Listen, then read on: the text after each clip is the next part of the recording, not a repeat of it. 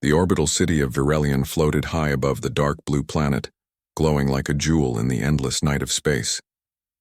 Its tall towers reached toward the stars, connected by silver bridges that shimmered under artificial light. Inside the Grand Hall of Peace, the air smelled of flowers from 100 worlds. Bright lanterns floated in the air, and a soft golden mist filled the wide ballroom, making it look like a dream. Delegates from different species had gathered there. Tall winged figures from the Chiron Pax, crystallized beings from the Solari colonies, and among them, humans. A few years ago, humans had been seen as a minor power in the galaxy. But now, after building their own fleets and colonies, they were finally standing shoulder to shoulder with the other great civilizations. Yet, not everyone accepted them. Not everyone respected them. At the edge of the hall, standing quietly near a large crystal pillar, was Alara Vance. She wore a soft silver dress with no decorations. Her long dark hair was tied simply, and a thin silver mark glowed faintly on the side of her neck. It was the mark of an Omega, a social rank among both humans and Chiron that often meant quiet, low-status roles. But Alara was not weak. She was smart, calm, and deeply loyal. She worked as a diplomatic assistant for the United Human Alliance. She often stayed out of trouble. She did not look for attention. She didn't need it. Alara spent the evening moving quietly between guests, helping with translations, carrying small data tablets, and taking polite bows. She loved observing people. The Chiron nobles moved like they owned the stars. Their long white cloaks touched the floor as they spoke in low voices. The Solari wore glowing threads that danced like light. The humans tried to match their elegance, but Alara could feel the tension in the air. A group of Chiron nobles stood near the center, laughing loudly. They were tall and strong, with sharp silver eyes and thin markings running down their necks. One of them, Lord Kairoth, was known for looking down on humans. He had once said that humans were lucky to even be allowed at the table of stars. Alara tried to avoid their gaze. She focused on her work. She reminded herself to stay calm. But fate has a strange way of pushing quiet people into the center of the storm. She walked past the Chiron nobles, holding a small silver tray with glasses of ceremonial wine. The Chiron wine glowed a soft red, almost alive, swirling inside like liquid light. It was precious and usually only shared between leaders. Lord Kairoth noticed her. A slow smile spread on his face. "Look," he said to his friends. "A little human Omega, so quiet, so polite." "Like a pet," the other nobles laughed. Alara kept walking, pretending she didn't hear. Her hands did not shake. She had trained herself to stay calm in these moments, but her heart beat faster. Kairoth stepped in front of her. He was taller than any human she had ever met. His silver eyes glimmered like knives. "Where are you going, little Omega?" he asked, his voice smooth and sharp at the same time. Alara bowed slightly. "Excuse me, my lord. I need to deliver this tray." Kairoth leaned closer. "No rush, stay, we want to have a little fun." The other nobles circled around her like a wall. She was trapped in the middle of their elegant cloaks. The music in the hall was soft, and no one nearby noticed what was happening. To everyone else, it looked like a casual conversation. One noble reached out and took a glass of the glowing red wine. He looked at it, then at Alara. "Humans pretend to be strong these days," he said. "But you are still soft, still weak, still Omegas." He tilted the glass slowly. Alara froze. In one smooth motion, the Chiron poured the glowing red wine over her silver dress. The warm liquid slid down her shoulders and chest, shining like blood in the light. A small gasp escaped her lips before she could stop it. The nobles laughed. It was not loud, but it was cruel. They thought it was just a small joke. "A meaningless game, see?" one of them said. "She doesn't even fight back." Alara's heart pounded hard in her chest. She wanted to run. She wanted to shout. But she knew what would happen if she made a scene. She would be called dramatic. They would twist the story against her. And worse, it could damage the fragile peace between humans and the Chiron Pax. She lowered her head and stood still. She did not give them the satisfaction of seeing her cry, but something else was happening. Under the faint silver mark on her neck, a hidden pulse began to glow. It was a bond mark, invisible to those who did not know. Alara was not just an Omega. She was bonded to someone. Far above the ballroom, orbiting the station in a massive warship, was Commander Kale Draven. To most, he was known as the Alpha King, the highest-ranked human commander in the sector. His name carried weight. His presence could silence rooms, and Cale shared a rare bond, a soul mark, with Alara. They had met during a rescue mission years ago, when she was just a young medic and he was a decorated commander. Their bond had formed not from power, but from trust. And now, through that bond, he could feel her emotions. In the command room of his ship, Cale was reviewing fleet positions when a sharp pulse hit his chest. It was like a soft thread being tugged deep inside him. Alara's calm heartbeat, usually soft like the surface of still water, was trembling. Something was wrong. "Commander," his aide said. "Are you all right?" Cale stood slowly. "No, she's in trouble." He didn't need more information. He knew exactly where she was. He knew what he had to do. Back in the ballroom, the nobles had grown bored of their little game. One of them snapped his fingers and a servant brought them new glasses of wine. They were laughing again, not even looking at her anymore. To them she was nothing, but Alara lifted her chin. Her dress was stained with glowing red, but her eyes were clear. She was done being silent inside. Then the room trembled, just slightly. The chandeliers swayed. A soft vibration spread through the floor. Guests paused, looking around. A sound followed. A low, deep hum that made the air itself vibrate. Everyone in the hall turned their heads toward the giant glass wall facing the stars. Through the transparent dome, a massive shadow moved. A warship, not just any warship, a flagship. Its silver hull shone with the crest of the United Human Alliance glowing like fire in the night. Someone whispered, "The Alpha King." The Kirin nobles froze. Their laughter disappeared. Cale's ship descended smoothly, surrounded by escort fighters. The station guards scrambled to form a line at the entrance. In moments, the tall doors of the Grand Hall opened with a heavy sound. Commander Cale Draven walked in. He wore his black command uniform with golden lines running down the sleeves. His boots echoed against the floor. His face was calm, but his eyes burned with quiet strength. Every guest in the room felt the weight of his presence. He wasn't just a man. He was a leader who had faced storms and stars. Cale's eyes found Alara immediately. The red stains on her dress caught the light. His jaw tightened. He did not raise his voice. He did not draw a weapon. He simply walked forward with a controlled, steady pace. The nobles stepped back instinctively. Even those who thought humans were weak had heard the stories. Alara stood there, her hands at her sides, trying to remain steady. A part of her wanted to hide. Another part of her felt relief. A deep, warm relief that made her want to breathe again. Cale stopped in front of her. For a moment it felt like the entire galaxy had gone silent. He spoke softly. "Alara." She lifted her eyes to his. "I'm all right," she whispered. He looked at her for a long second, as if memorizing every detail. Then he turned slowly toward the group of Kirin nobles. His calm expression did not change, but the air grew heavier. No one spoke. Cale didn't need to shout. He didn't need to make a scene. His presence alone spoke louder than any words. The Kirin nobles shifted uncomfortably under his gaze. They had poured wine on an Omega without knowing who she was. They didn't know she was bonded to the most powerful human in the sector. And now, they were realizing it. The leader of the Kirin nobles tried to step forward, clearing his throat. But before he could speak, Cale's second-in-command entered the hall and handed him a data tablet. Cale glanced at it briefly, then looked back at the nobles. "Interesting," he said quietly. His voice was calm, but the nobles looked pale. Around the hall, other alien delegates whispered to one another. This was no longer a quiet party. This was a storm building slowly. Kyle extended his hand to Alara. She placed her small wine-stained fingers into his gloved palm. It was a simple gesture, but it shook the room more than any threat. The Alpha King had chosen a side. The music had stopped. The golden mist no longer looked beautiful. Every eye in the room followed them as Cale guided Alara away from the center. The nobles who had mocked her stepped aside, their faces stiff. They had thought she was weak. They had thought she was alone. They were wrong.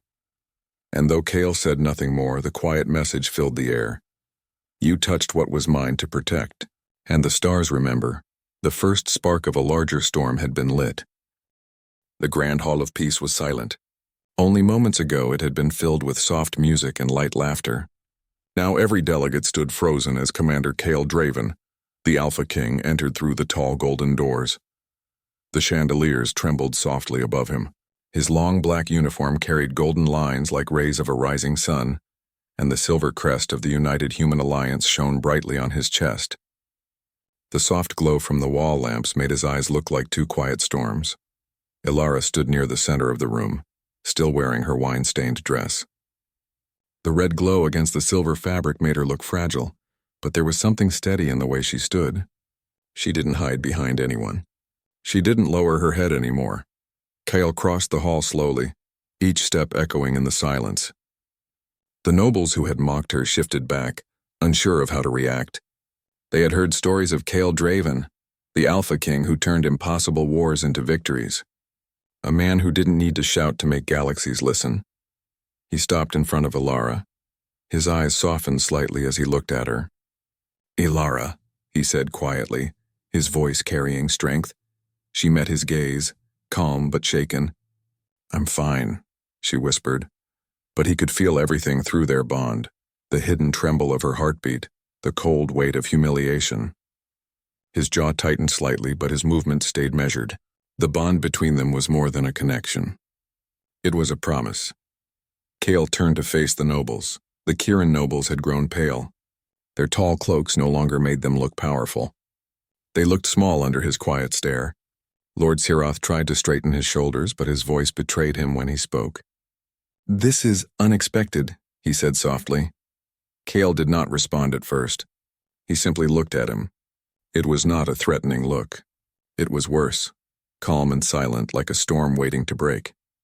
When Kale finally spoke, his voice was low, but it carried through the entire hall. "You spilled sacred wine on an Omega. You mocked her. You laughed."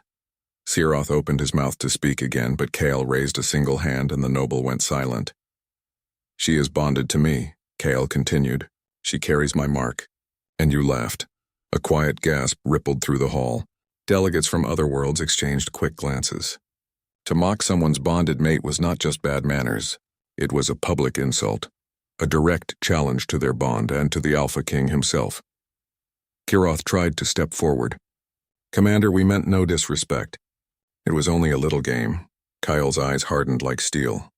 "A game?" he repeated softly. "You call it a game?" His second-in-command, Admiral Leora, stepped forward from behind him. She carried a thin silver data tablet in her hands. She activated the hologram. A clear projection appeared above them, showing the moment when the wine was poured on Ilara. The image was sharp, recorded by the station's security systems. Every laugh, every mocking glance, every word gasps filled the room again. There was no way to deny it. The leader of the Kirin delegation stepped forward carefully. He was older, with a voice that usually carried power, but now it shook slightly. "Commander Draven," he said, this does not reflect the Kirin Council's position. This was the action of a few careless nobles. We offer our apology." Kale's voice remained calm. "An apology does not erase what happened." The room grew colder. Everyone could feel the weight of what came next. This was no longer a personal matter. This was now a political moment. Kale could have called for a military response. He could have punished the nobles through force. But Kale was not a man of chaos. He was a man of strategy. He turned slowly toward Admiral Leora. "Begin the pact protocol." Leora tapped the tablet, and a large golden hologram formed in the center of the room. The glowing words "Pact of Dominion" appeared above the crowd. Every delegate knew what that meant. It was an ancient law, a legal tool that allowed any leader whose bonded mate had been harmed to call for a formal challenge. No war, no chaos, just the law of the stars. The Kirin leader swallowed. He understood. Kale's calm voice filled the hall. "Under pact law, I claim the right to demand the removal of status from those responsible. I claim the right to speak for my mate, and I claim the right to ensure respect for the bond." No one dared to speak. Lord Siroth looked around for support, but no one moved. The other nobles who had laughed with him now stepped back, trying to hide their faces. "You thought no one would care," Kyle said quietly, looking directly at Siroth. "You thought she was small, unimportant, but you did not know the truth." He stepped closer. The room seemed to shrink around him. "She is not weak," Kale continued. "She is the heart of the one who commands the human fleets, and I will not let anyone treat her with less than the respect she deserves." Ilara's heart pounded, not with fear this time, but with something warm. He wasn't shouting. He wasn't destroying anything. He was standing for her, and with strength, with dignity. The hologram showed the terms of the pact. Kyle gave the Chiron nobles two choices: publicly strip Siroth and his companions of their noble status and issue a formal apology, recognized across the star systems, face a public challenge, a trial of honor where Kale himself would stand. The Chiron delegation didn't need long to decide. No one wanted to face the Alpha King in a trial of honor. The Chiron leader lowered his head. We accept the first option. Within minutes, the nobles who had mocked Ilara were officially stripped of their status. Their names were erased from the high-ranking circles. The Chiron leader made a formal apology to Ilara, not just to Kale. It echoed through the speakers of the Grand Hall, recorded for the Galactic Archives, and everyone in the room saw something they would not forget. A quiet Omega standing beside the Alpha King, with her head held high. After the ceremony, the crowd slowly began to move again. The music returned, softer than before, careful. Delegates whispered to each other. Some bowed to Ilara as they passed, not out of fear, but out of new respect. Kyle guided Ilara out of the center of the room, toward the quiet balcony that overlooked the stars. The hall behind them was still buzzing with whispers, but out here it was calm. The stars stretched out in endless darkness. She leaned on the silver railing, taking a slow breath. Her dress was still stained, but she didn't care anymore. Kyle stood beside her. His presence was like a warm shield. "Are you truly all right?" he asked softly. She looked at him and gave a small smile. "I was scared at first, but then I remembered who I am." He tilted his head slightly. "Who are you?" She turned toward him. Her eyes reflected the stars. "I am your bond, and I'm not small." Kyle smiled, a rare smile that most people never got to see. "No," he said quietly. "You never were." For a moment they just stood there, the stars shining silently above them. Inside the hall, the effect of what had happened was already spreading. Delegates whispered to each other about the power of humans. Not the power of weapons, not the power of loud threats, but the power of loyalty, law, and bonds that could not be broken. Some alien leaders who once ignored human voices now sent requests for meetings. The humans had shown strength in a way that could not be denied. Lord Kiroth and his group were escorted out quietly. Their cloaks no longer carried their house symbols. They walked with their heads down. They had thought mocking an Omega would be forgotten, but they had learned that humans were no longer background figures in galactic politics. They were a force. Later that night, as the gala slowly ended, Ilara walked with Kale through the long corridor that led back to the docking bay. The hum of starships filled the air. The soft lights above their heads glowed a warm gold. "Kyle," she said softly. "Yes?" he replied. "When they poured the wine on me," she began, her voice steady now, "I felt small, like I was back to being invisible. But then you came, and you didn't fight with fists. You fought with your presence, with the law. With something bigger, why?" Kale looked at her for a long moment. "Because strength is not about shouting the loudest," he said. "It's about standing so strong that the world listens without you needing to raise your voice." Ilara smiled. The fear in her chest was gone. They reached the docking bay where the silver flagship waited like a guardian. Soldiers saluted as they passed, but Kale's focus stayed on her. As they walked up the ramp, the stars spread wide around them. It was not the same night anymore. Something had changed. Ilara was still the same person, but she carried a new strength now. Not just because Kale had stood for her, but because she had stood tall beside him. The story of what happened in the Grand Hall spread quickly through the star systems. They called it the Night of the Bond. Some said it showed the danger of offending the Alpha King. Others said it showed the quiet power of humanity. But those who were there knew the truth. It was the night the galaxy learned that even someone who seemed small could stand tall when someone believed in them. It was the night an Omega reminded everyone that bonds are not chains. They are power.